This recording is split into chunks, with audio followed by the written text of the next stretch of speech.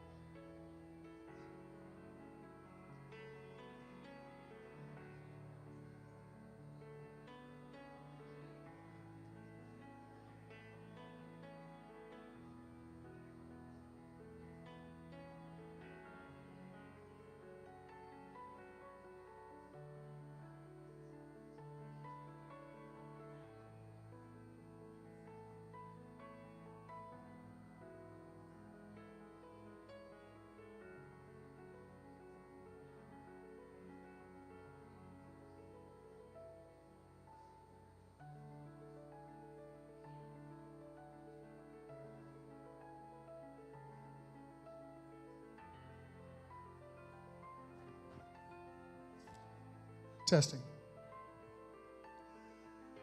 We're going to go ahead and get started. I do apologize. Sometimes you run into these technical difficulties, but we'll go ahead and get started. We've got, I think, a very informative session for you, our meeting today. I want to welcome you on behalf of the NAACP. Those of you who don't know who I am, Terry Pruitt, I'm president of our Saginaw branch. And I also want to just extend a very grateful thank you to the Alpha Kappa Alpha sorority for assisting us with our March meeting and co-hosting this meeting. We've had a long partnership over the years in co-hosting these meetings once a year or once or twice a year, and it's proved to be very beneficial to both organizations, I think. This is a critical year. It's an important year. Pastor, I was here last week and we talked about voting and the importance of voting. I was listening to the news this morning, and some of the pollsters and some of the commentators were talking about the tremendous apathy, and people are totally undecided, and they don't like none of the candidates. At the end of the day, as I said last week, somebody's going to be in the White House, and we have a choice to make. We can help decide who it is, or sit on the sidelines and let somebody else decide for us who it is. So I do appreciate you coming today. The takeaway for all of us is, let's make sure that we're ambassadors and we're educators and we're trying to build the level of confidence and education in our citizenry around voting. There have been some major changes over the last 3 or 4 years, and we've been a part of that because we voted for those changes. And so we're going to talk through a few of those today. But at the end of the day, when you walk out of here, share this information with your family, your friends, your co-workers, and above all, encourage them to participate. And we really got to do a job with our young people. A lot of the young people are walking around, I'm not pleased, they too old, I don't want none of them in the White House. Come on. And then the final thing I'll say is, it's not just about the president. There are going to be a number of decisions we have to make in terms of who represents us, not only in Washington, but in Lansing, as well as in Saginaw County. Do you realize all of our commissioners, our prosecutor, our clerk, city council, school board members, in August and in November, we will be deciding people at the local level who have much more impact on our day-to-day lives. So it's important that we participate in this process. I just want to give one great big shout out, because I invited her and I asked her to be here. And that's to our mayor. Brenda, would you stand up?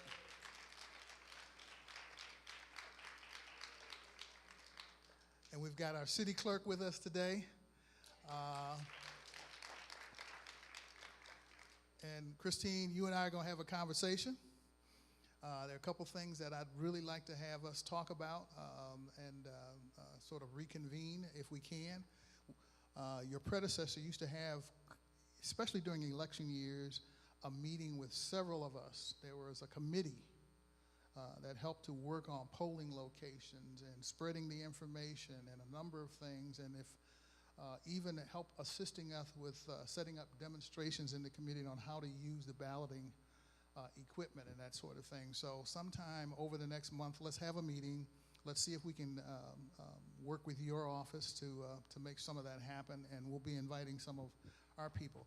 Finally, I got an invitation from the Secretary of State's office, Jocelyn Benson and Hester Wheeler.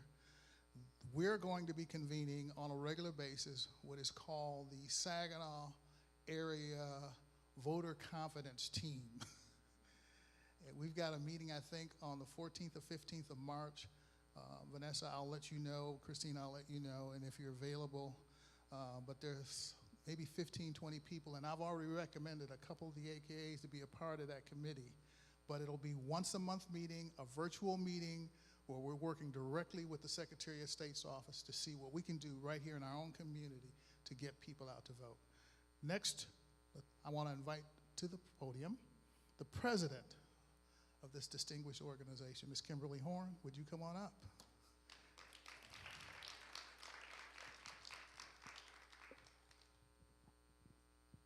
Good afternoon. My name is Kimberly Horn, president of Alpha Kappa Alpha Sorority Incorporated, Eta Upsilon Omega chapter here in Saginaw. Would all the members of Eta Upsilon Omega chapter please stand with me? It is my distinct pleasure to welcome you here today on behalf of the wonderful members of Eta Upsilon Omega chapter. We look forward to partnering each year with the Saginaw branch of the NAACP to co-host this wonderful meeting to bring insight and information to the community. We have a rich history as we both align on similar goals. We both advocate for social justice. We educate the people of the community politically to fortify them with information and knowledge, and we all know that knowledge is power. And we have this rich history. Chartered in the city of Saginaw in 1962, Eta Upsilon Omega chapter has multifaceted community service programs which include empower our families, enhance our environment, uplift our local communities, build our economic wealth, and advocate for social justice. So as President Pruitt said, we are certainly in a critical political juncture at this time in American history where our democracy itself is at stake. The core value of democracy, the right to vote, is being challenged each and every day. So our theme for today is very fitting to talk about voting law changes, in the state of Michigan. We also are glad to celebrate Women's History Month as we stand on the shoulders of many great women in history, several who were first. Just to name a few, Harriet Tubman, Sojourner Truth, Rosa Parks, and of course, our Madam Vice President of the United States, Kamala Harris, who was also a member of Alpha Kappa Alpha Sorority Incorporated. And many of you in the audience are trailblazers in your own right. So again, we welcome you here today. And after today's rich experience about learning about the voter law changes in the state of Michigan, we trust and believe that you will be motivated and propelled into action to make Saginaw, Michigan a great place. Thank you.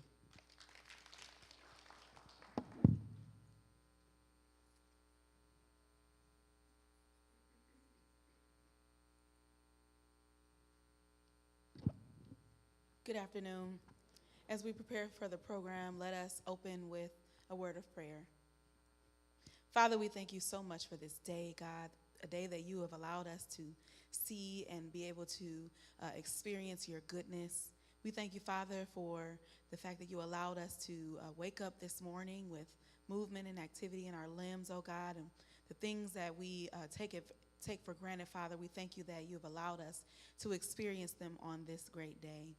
We thank you for this wonderful meeting and this collaboration between two entities which are so significant to our city. And we thank you for the conversations that will take place. And Father, we pray that our time together is one that creates a momentum, Father, that is a replication of the movement of your Spirit.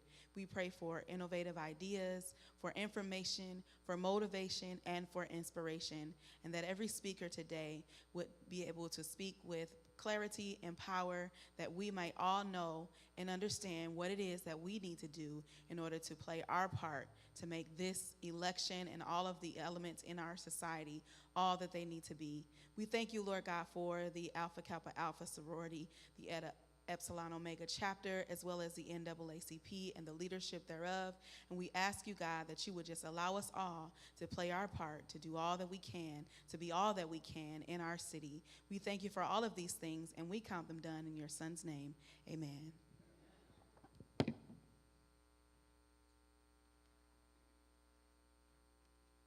Good afternoon. I rose to introduce to some and present to others the City Clerk, Christine Bozeman. Christine began her career with the city in 2013. She became Deputy Clerk in 2016, and on September 1st, 2023, she became our clerk. Chris is now a certified municipal clerk and serves as president of the Saginaw County Clerks Association. Above all, she is the mom to 2 daughters, and she is here today to give us a snapshot of what's happening in the city of Saginaw. Chris Bozeman.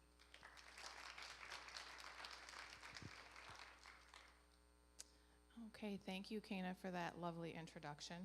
And thank you for hosting us today during your meeting. It's a big year, right? A big election year. First thing I want to touch on is the turnout for the city of Saginaw. Turnout overall was 11%, which presidential primary, you know, is always going to be lower, but we were hoping it would be a little bit higher. AV turnout, so I included the absentee voters also with the early vote center voters, that was 7%. So 7 of that 11% either voted AV or at the early vote center. And I believe Vanessa can correct me if I'm wrong, just over 400 at the early vote center. 139 of those were city voters. So I'm kind of a data geek, so I put it all together. And then precinct voters was 4%. We sent out roughly 7,500 permanent absentee applications and got just over 3 back. So not a lot of people turned them back in. Not a lot of people chose to vote in this election. On that application, though, the good news is the ones that did come back, most of the people signed up for the permanent ballot list. So what that means is before the end of the year, at the end of the year, the permanent application list that, you know, everyone signed up for that list probably years ago, and they just get that application automatically each year. That's going away. The permanent ballot list will remain. So that's why we're asking, when you get that application, even if you don't want to vote for the election that it's for, please sign up for that permanent ballot list, because we don't want you to think that you just missed something in the mail or that we forgot about you. Overall, there are 37,837 registered voters in the city of Saginaw. The total AV voted was 2,661. Precinct voted was 1,532. So again, low, but it's kind of what we expect for a presidential primary. Want to touch on what Mr. Pruitt said. I definitely want to continue the relationships that former Clerk Santos had, and it is so important that we maintain and grow those relationships with the organizations that we have.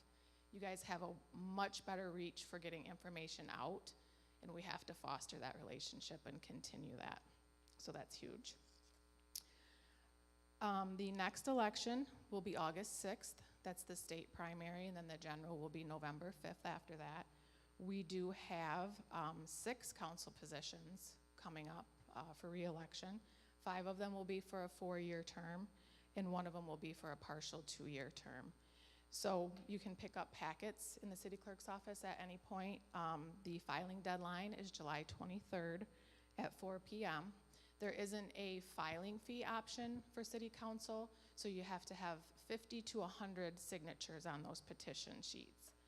And then also with that, we have 3 Board of Education candidates coming up. Those would be for 6-year terms.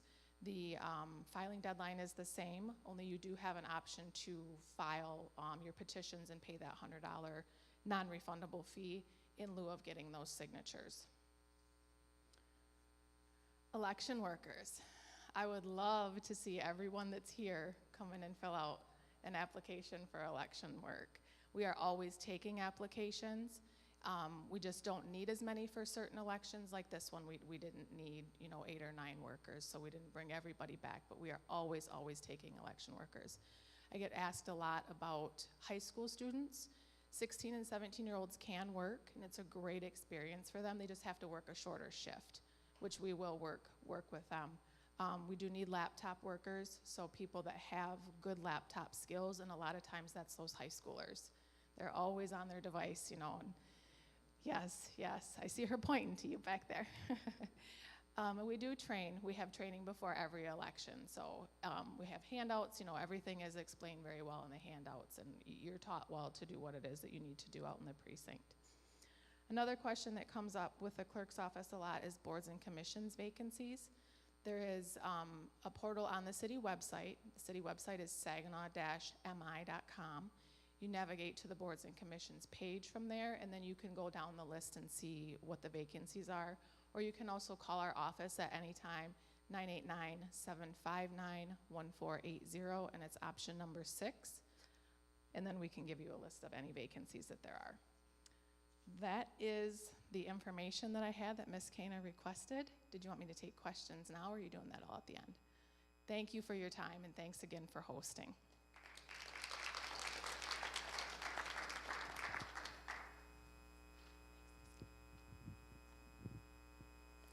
Good afternoon, and I am here twofold. I am a member of Alpha Kappa Alpha Sorority Incorporated, Eta Upsilon Omega chapter, and also serve on executive committee for the NAACP. And it is my pleasure to introduce our next speaker. Vanessa Guerra is serving in her first term as a Saginaw County clerk. Prior to serving at the county level, she served for 6 years as the state representative of Michigan's 95th District House. While in the House, Vanessa was passionate and still is about protecting our democracy by introducing and supporting legislation to increase transparency and accountability for all levels of government. She's a proud graduate of Bridgeport High School and went on to earn her undergraduate degree from the University of Michigan, where she double majored in political science and Latino studies. She is also a licensed attorney, having earned her law degree from the University of Detroit Mercy School of Law. She lives in the city of Saginaw with her husband, Rob. So thank you again, Vanessa. And whenever we call on Vanessa to come and present or provide information, she's always eager, always willing, and even coming into the schools, and we really appreciate her. So thank you again for our partnership with you. Thank you so much. And I have a presentation I think they're pulling up. While they do that, good evening, everyone. My name is Vanessa Guerra. I serve as a Saginaw County clerk. I'm excited to be here with you all. I think for a number of you, I'm going to sound like a broken record, though, because I've given this presentation a few times to a number of people in the room, but that's not a bad thing. This is a big year, and the more we hear this information, the more we will commit it to memory and then be able to share that with our friends and neighbors. I also have to give big kudos to the AKAs in general. Every voter registration drive I've done in the last, because we were doing them last year even when it wasn't a major election year, has been with the AKAs. So they've organized them, they've set it up with the schools, and I just get to go in there as a guest, and it makes my job a lot easier, so thank you. And they've done some really innovative things too with Rosie and Towers. We just went there and worked with folks to tell them about the election laws. I had not done that before, so I'm grateful for the doors that you all are opening with audiences I might not have been able to get in front of previously. Okay, I think my slide's up and ready, so it will look very familiar. I have made some changes because the February election is very unique, and so there were a number of items in previous presentations that I touched on that were specific to February. But I don't want to forget about it, and I was really glad our city clerk mentioned the statistics. Statewide, we were at, I want to say, like 22% turnout. So it's very low, but again, it's a unique election, happens once every 4 years. There are a lot of folks in our country and our state who are not feeling particularly aligned with a political party, and it is an election in which you're asked to align with one. You can choose to vote a local proposal only. So there wasn't a high turnout statewide. Here, countywide, we were about 18–19%. So we're hoping to see more in August, but in a lot of ways it's understandable. I think for both parties, voters felt like there was already a candidate who would be deemed the winner, and so that's another reason people don't engage in that election so much. But August is different. August we have better turnout. Still not as much as November, but with all of your help, I'm hoping that we get greater turnout in August, because even if we talk about the February election, and as Mr. Pruitt noted, there are more things on those ballots than just the presidential candidates, right? So we had local proposals. I'm a city resident. We had a police and fire on ours. There were 11 local proposals across the county that were on ballots. Some of them had to do with school districts. Some of them had to do with local townships. So even if you are not aligned with a political party, the odds are good that there is something else on that ballot that needs your voice. So we'll move on to the next slide. Okay, so lots of changes have happened in Michigan. The biggest one, of course, is early voting. And so now when we talk about voting, we need to remind people that we have 3 ways to vote in Michigan. First is absentee voting. So many of you are familiar with that. How many folks vote absentee or receive an application? Okay, so a good amount of you. For a long time, we referred to absentee voting as early voting. And it is early voting, but we did ourselves a little bit of a disservice because now we actually have early in-person voting. And so we have to get back to calling it vote by mail or vote by absentee ballot. What I like about absentee voting is that it gives you the luxury of getting your ballot at home, taking your time with it, doing your research, asking perhaps trusted individuals what their opinions are on things in the ballot, all in the comfort of your home. Because the other two options, no matter how big of a supporter you are of voting, I obviously vote in every election, but it's still a lot of pressure. You go in there and you're in the poll booth and you're being asked to make a decision about your country or your community, and so absentee voting kind of takes the edge off a little bit. That's what I tell young people, at least. The second option you have now is voting early in person at the Early Vote Center. How many people utilized that option this year? I know Ms. Coney did. Okay, good. Yeah, Marsha, I missed you, but I know that you were in there. I was looking at the applications to vote. The Early Vote Center debuted this February, so we're very excited about that. It gives you the same experience as Election Day. So the law says that the early in-person vote center shall be treated exactly as a precinct would on Election Day. So for those of you that went, you went in, you filled out your application to vote. The biggest difference, though, is that you probably noticed that your ballot was printed. And so typically on Election Day, the ballots already exist. There's a stack of them, right? And you go and you check in, and the person gives you the ballot that belongs to your community. Because the Early Vote Center houses 30 jurisdictions, all of the communities in Saginaw County, we can't house stock for all 30 jurisdictions. We would have a million pieces of paper. And we don't want that because we really want only one ballot. You know, we try and limit the number of ballots that are in our possession because obviously we want to account for all of them. And so what you'll see if you visit the Early Vote Center is that after you check in, a poll worker will turn around to what we call our ballot on demand printer. They'll plug in a code that brings up your jurisdiction, and then they print your ballot and hand it to you for you to then take into a poll booth and fill out. So this technology is new to Michigan, which may make some people a little uneasy about it, but it's not new to the United States. Early voting has been taking place in about 20 other states for some states, decades now. And so we need to, if you have critics in your life, remind them that it's new to Michigan, but not new to the United States. And we spent a lot of time doing research about how other states handled early voting so that we could get it right here in Michigan. And I'm very proud to say we had a very successful, low turnout, but a very successful early vote experience here in Michigan. We did not have any really major issues come up, which we were very grateful for. We were working with new technology. Our poll workers were working with new technology, and it couldn't have gone better. So I'm very excited about that. And lastly, of course, you're always welcome to vote on Election Day. That is not changing. Polls are open from 7 to 8 p.m. One of the big distinctions between the Early Vote Center and Election Day that I want to make sure you all leave here with is that if you have young people in your life, they can register all the way through and including on Election Day, but they cannot do that at the Early Vote Center. So if you have a young person in your life and you plan on going to the Early Vote Center, if they are not registered, they can't register with us. They can go to their local clerk and register during that time. In the Early Vote Centers, typically almost all of our days are during the day, so it would give them plenty of time to go register to vote. But they have to register with their local clerk the closer we get to Election Day. Before 14 days, they can actually register online. But I think Chris might have mentioned that earlier. And so please remember, you just can't register to vote at the Early Vote Center. We can go to the next slide. I think I jumped a little bit. I started talking about early voting. It's 9 days before Election Day, and it excludes the Monday before Election Day. So it's sort of another thing you have to keep in mind. It's 9 days, but it's not the immediate 9 days because we take that Monday off from early voting before actual Election Day on Tuesday. So it always starts the second Sunday before Election Day and runs all the way through, or the second Saturday before Election Day, it runs all the way through to the Sunday before Election Day.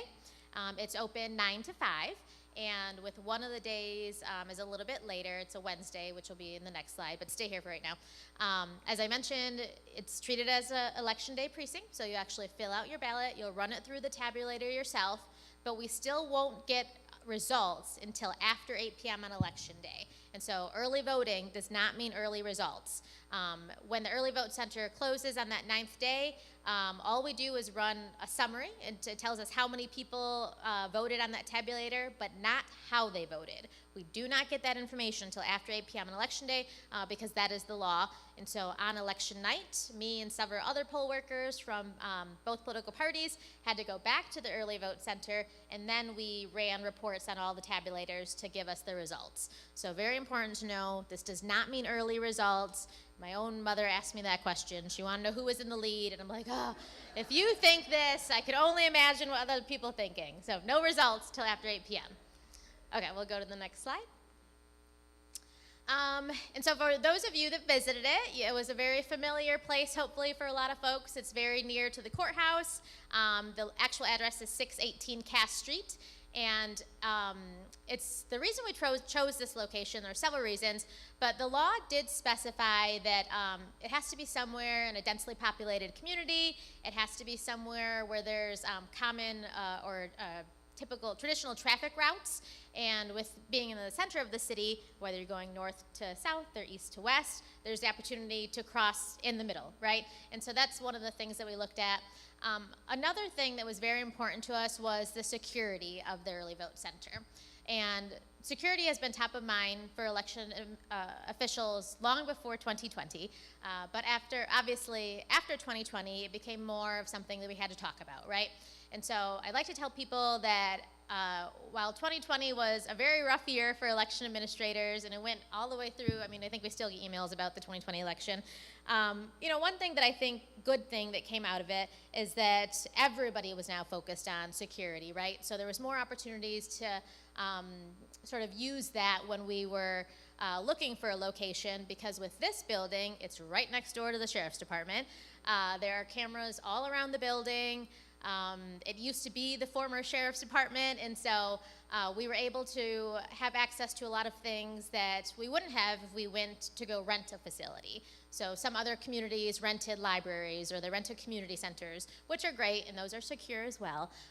But having a building that was owned by the county allowed us to do things like change the locks. That way, anybody who had ever worked in that building, who may be retired, and again, I don't think there's people out there that are consciously thinking about this, but if they had keys, they could no longer get in that building.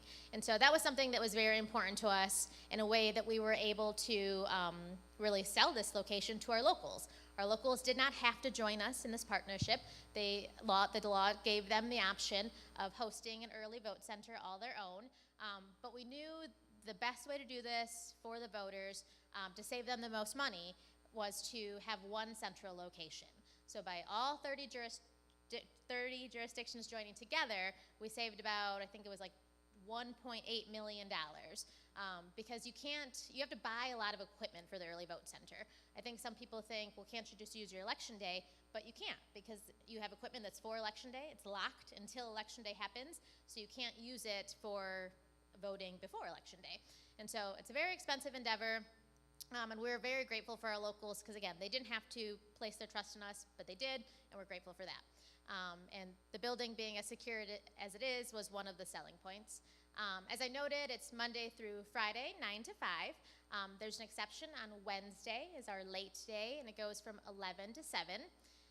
We gave a lot of thought to that, because obviously we know people work, and we thought, do we need more evening times?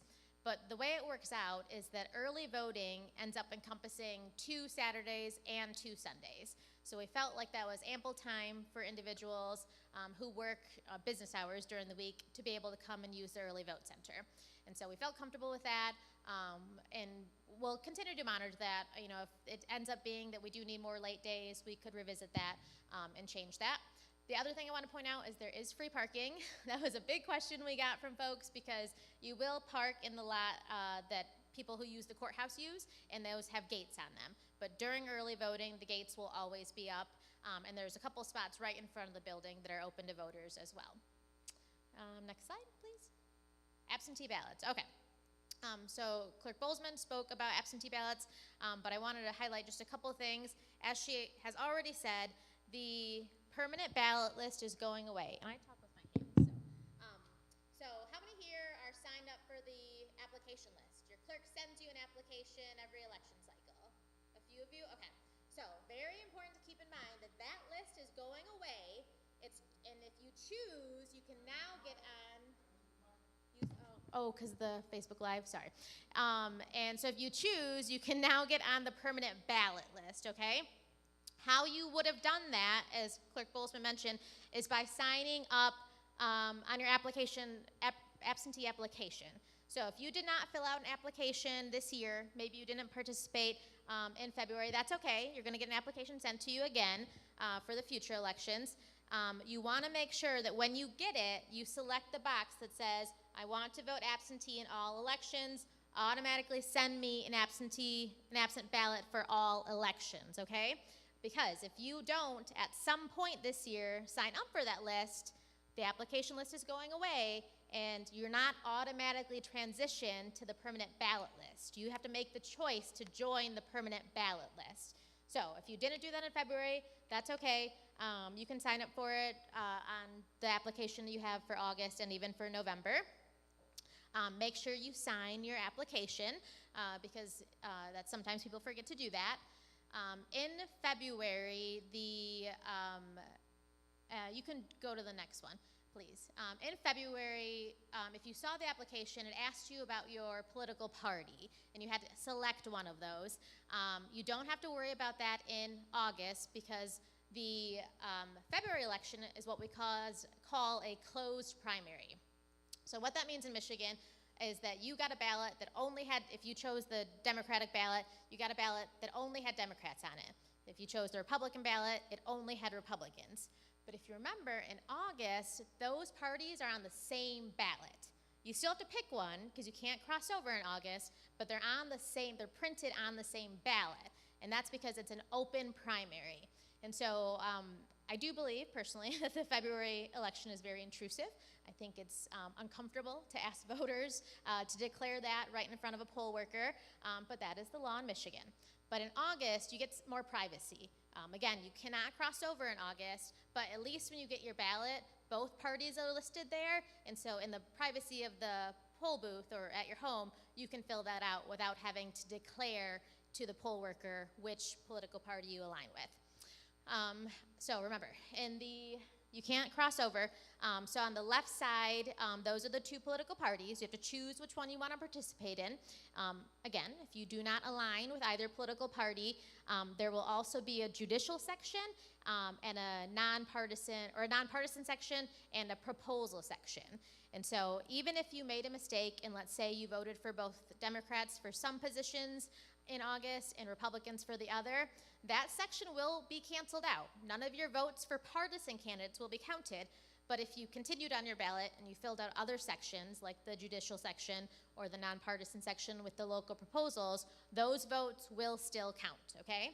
But try and remember not to cross over so your entire ballot counts. If you don't align with either, you can choose to not fill out any on the partisan section, which is on the left there, and just fill out the judicial and the local proposals. The filing deadline for local proposals is not until sometime in May, and so we don't yet know what all is going to be on the ballot for local proposals. But things that we know will be on the ballot in August, that are always on the ballot, are your state positions. So we'll see elections for state representatives on your ballot in August. Our county commission members will be on the ballot in August. They'll now be running for 4-year terms, so that's a new thing. They used to serve only 2 years. It's now switching to 4 years. And your local township boards will be on there as well as all of your county elected officials. So sheriff, register of deeds, treasurer, public works, clerk, all of us will be on the ballot. And again, this is the one where you're selecting a candidate to best represent that party. And then whoever wins gets to make it go on to November. We can go to the next slide, please. Returning your absentee ballot. This is another major change. You can now bring your absentee ballot, if you'd like, with you to the polls to turn in, or to your early vote center to, I shouldn't say turn in, to bring with you to cast. You're not going to drop it off to your polls, you're not going to drop it off to the early vote center, but you'll bring it in. The poll worker at the early vote center or the election day precinct will check you in, they'll make sure that you're in the right place, and then you'll actually run that very ballot through the tabulator. And so previously, if you ever still had your absentee ballot on election day and you decided you wanted to go vote in person, you would have had to have spoiled your absentee ballot and be reissued an election day ballot.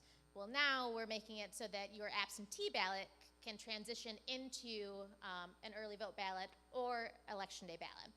But there's something very important that I didn't talk about in my previous presentations and became very clear on election day that I need to. The stub on your ballot needs to remain on your ballot because that's how we identify that that's the absentee ballot that was issued to you. Sometimes, especially with couples, what happens is that they will get each other's ballots mixed up. And if you remove your ballot, we have no way of knowing which one, because your ballot follows you, it lives with you, and it has to stay with you, and you have to be the one that casts that ballot. So even though they're the same ballot, you cannot cast somebody else's. And when you take that stub off of there, we have no way of knowing which one is yours or which one is your partner's. So leave the stub on there. If you accidentally rip it off, they will spoil that one and issue you a new one, but make sure you leave the stub on there. And that's true even if you're voting absentee. The stub has to be on there when you turn it in. Another important thing to remember is to sign them. Your ballot cannot be counted if you don't sign your ballot. There's also free to us, postage for absentee ballot applications and absentee ballots. The state funds those, so you no longer have to worry about holding on to it until you go to the post office again, which is what I do because I don't mail a lot of things. So that's free now. We can go to the next slide. So, I talked a lot about August. August is our next big election. We do have a small special election in May for any Freeland schools and Hemlock schools have a proposal on the ballot. But other than that, August is going to be the next big one. The early vote center will open up July 27th. So we'll have 9 days for you to come in and visit us all the way up until August 4th. Again, the permanent absentee ballot application list is going away. You have to make a choice at some point this year to sign up for the permanent automatic ballot list. And once you do that, you'll just get your ballot automatically for as long as you live in Michigan. So you'll never have to fill out an application again. As I noted, in August, you'll see both political parties on the same ballot, but you can only select one to participate in. You cannot cross over. You can do whatever you want in the nonpartisan and in the proposal section, but for the partisan section, you can only vote in one political party's section. If you're voting by absentee ballot, you can continue to return it by mail. Postage is now covered. You can bring it to a drop box, your clerk's office, or if you'd like, in person at the early vote center or at the polling place for you to cast. Again, we're not just dropping them off there. We're going in there, and we're actually running it through the tabulator if you choose to do that option. Everyone hopefully would have gotten one of these notices about the early vote center. It has our hours and our days on it. I also have some of these handouts, which have the same information on them. So if you haven't gotten one of those yet, please come see me. And with that, I think I'll wrap up and open it up for questions. Yes. Oh, sorry.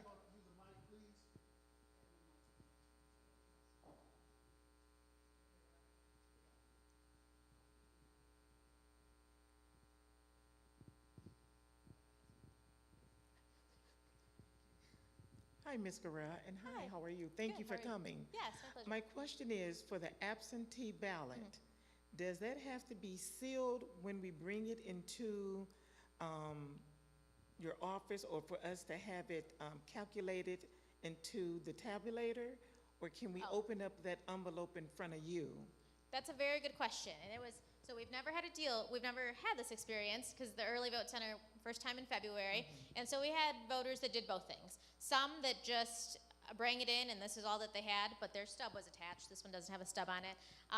We prefer for you to keep that secrecy sleeve and bring it in like that, particularly if you've already filled it out. Because everyone has a constitutional right to a secret ballot, and it would actually be a violation of law if you had already filled it out and you were showing people. You can't do that. And so if you decide to bring your absentee ballot in, whether it's to the early vote center or to election day, bring it in its secrecy sleeve. And then they'll hand you a bigger secrecy sleeve, and you just tuck it in there, and then you'll be able to go to the polling booth and take it out. But thank you for bringing that up. I should include that in this presentation. Bring it in its secrecy sleeve. And if you choose to vote absentee, the same is true, right? You want them tucked in the secrecy sleeve, and then tucked in, I'm telling it's tucked in there, to the, thank you, sorry. So yes. So what you should do, and sometimes it's a little snug, so be careful with it. If you end up ripping it, you can bring it to your local clerk's office in person, but all of it should be in there like that, okay? Because then once the absentees are taken in, they still want only to see the stub top of it to check it in. Yep. For the permanent, always voting absentee thing, for someone who thinks they did it but isn't sure, if they do it 2 and 3 times, that just keeps them on the list? Right, that's a new one for us. So I would say if you think you did it and you're unsure, you can check at michigan.gov/vote. That's a good website, and I have that website on here too. Sort of, I call it your voter profile, kind of. It tells you, where you go to vote, all of that information. And I believe it now has whether or not you're on that list. Good. I'm looking at Chris, and so at the local clerk, they deal with absentee ballots far more. Actually, it's illegal for me to hold absentee ballots, and so she is our expert. I'm glad she's here to join me. But you can probably also call your local clerk. Yeah, my question is, the idea is it's like a event center. Every county has it now in Michigan? So every Michigan voter has the right to 9 days. The law then said those 9 days could be held 3 ways. Your county could run them.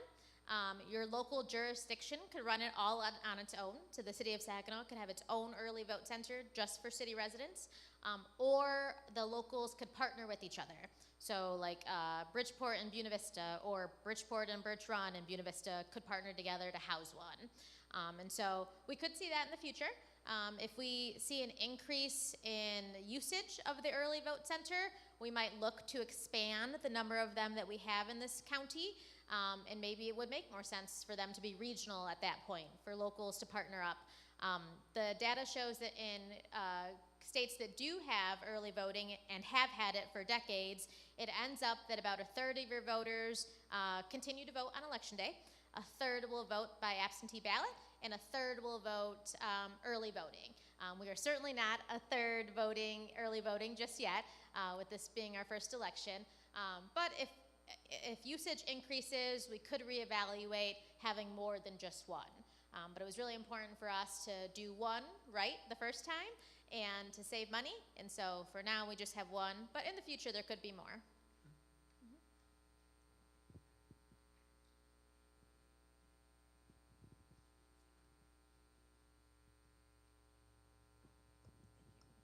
So my question is regarding the absentee voting. This is the first year that my husband and I did not get an absentee ballot Okay. or information. Okay.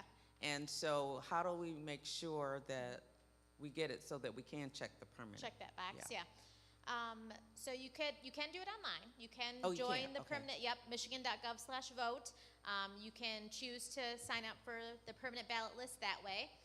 Otherwise, it has to be, okay, so Chris Clerk Boltzmann just said it has to be in writing so they can contact their local clerk. Okay. Yes, you can contact the clerk's office, or you can just do something in writing with your, I would like to be added to the permanent ballot list. Print your name, sign your name, give it a date. We just need something in writing that we can keep track of. Or like Clerk Guerra said, doing it online is a great option, because it's gonna ask for your personal information there, like your driver's license number, the last 4 of your social, so that the system knows that it's you, and then it's one and done. You can do it right there. Thank you.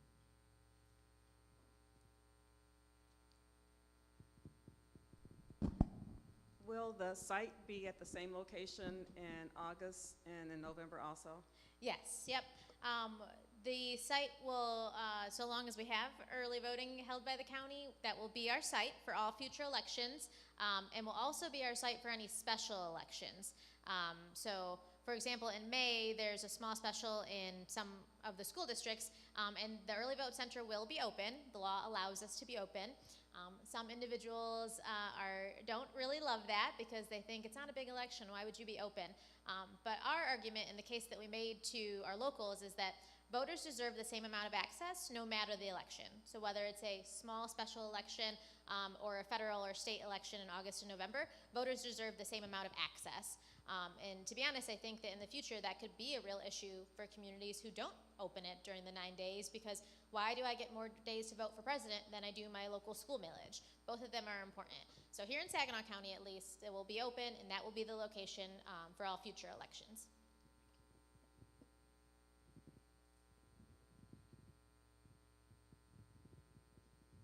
Okay. All righty. Thank you so much. We're going to ask Pastor Crum.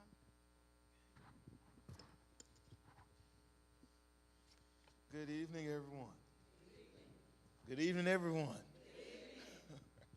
It's good to see each of you today here.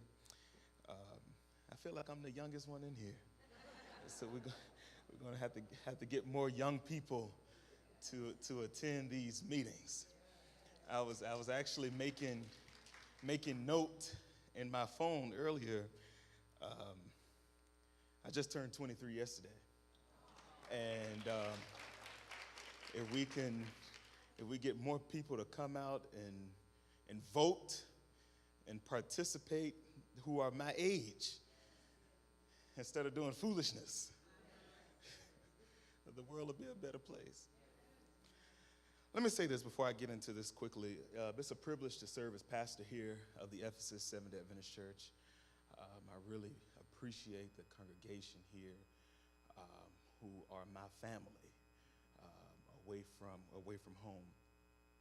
January 15th, 1908, 116 years ago, the Alpha Kappa Alpha sorority was founded.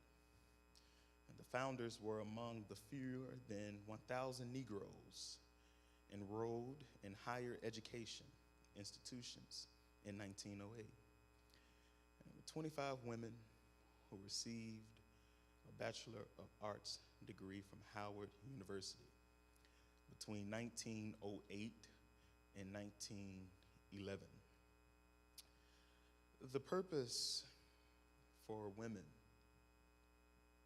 in this NAACP is, number one, to enhance the leadership roles of women. I think it was James Brown several years ago wrote the song, "This is a Man's World." And although that was a popular song, men cannot do everything. God has called both men and women to work together to build a better world in which we live. Number two, to serve as advocacy in issues that are affecting our children. There has to be a plan in place to get rid of some of the crime, some of the drug issues. Then number three, to advocate for positive development amongst our children and also single-parent homes.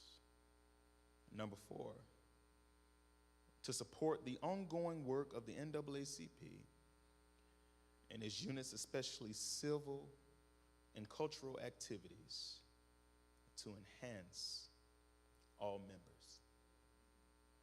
Now, the power of that over its 116-year history, we're now living in a time, as Mr. Puritt said, it don't matter who's on that ballot. Somebody is going to be in the Oval Office. And it's up to us to tell not only our spouse, but to tell our children, our grandchildren, if they're able to vote, to go to the polls. was talking to my grandfather this morning. He said, you know, I remember there was a time dogs were put on us. Water hoses was put on us. And here we are, just 50 years later, a short time ago. And some of us still won't get out and do what is right.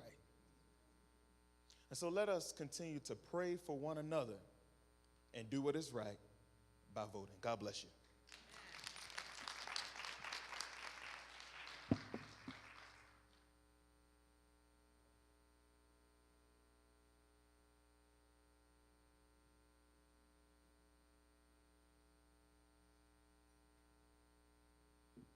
Well, thank you for joining us today. Those of you who are sitting in this wonderful facility, as well as those of you who kind of connected with us late out in Never Never Land. They are there now. They've been here and they've saw all the presentations, so we did finally make the connection. But I do appreciate, again, the ladies of Alpha Kappa Alpha. There were a couple things that I want to reiterate. Clerk talked about signing up for employment opportunities and working on election day. But I'm looking out here and I see a number of people who've joined the NAACP as poll watchers. Fortunately, the last time around, we were able to actually get some money from our national organization, and we were able to compensate you for standing there all day. We think that that's going to happen again this year, and so we really do want to make sure that we have some people monitoring the polls and making sure that things go well. So please, if you're interested, let us know. We go take you through some training and that kind of thing, and we tell you what you can and can't do, because you can't interfere with anybody's right to vote, but you certainly can tell us if there's some problems. I had an interesting experience I'll share with you, the two of you, after we get through. I voted in person last Tuesday, and it was an interesting experience out in the township because they made a couple mistakes that were very glaring. I ended up with 2 ballots, and so I, did my thing and went back and said, listen, ladies, you got to get this right. I'm not going to vote twice. And it was an accident, but I think because of the way they had it set up, it led to the mistake. So again, if you're interested in working with us on election day, there are a number of things that are coming up over the next several months that the NAACP will be involved in. I talked about the election committee, conference committee that we are putting together. But we're going to have some signage. We're going to do a lot of billboard stuff. I want to have some of your faces and some of your voices on 107, encouraging people to vote. We'll pay for the commercials and that sort of thing, but I want people to hear other than Terry Pruitt's voice on some of that stuff. So we want all of the Divine Nine. We will have a legislative day. I think some of you went with us last year. Very well attended by all of the historically black fraternities and sororities in Lansing. We did have a chance to meet with a number of our legislators. That's scheduled for the last part of May. So if we get enough people who are interested, we'll help you get there. But it's an interesting day, and I suspect this time around it's going to even be more interesting because of the importance of this election year. So, I'll get the dates out there and make sure that you're aware of that. And if you'd like to come with us, if we have to charter a minibus or whatever we have to do, we'll just take care of it. But it's an important day, an important event, and there's a lot of good information that we should be aware of. So I do appreciate you, thanking you. I think there's some refreshments, right? All right. Well, why don't we just bow our heads very quietly now and thank God for the presentation of those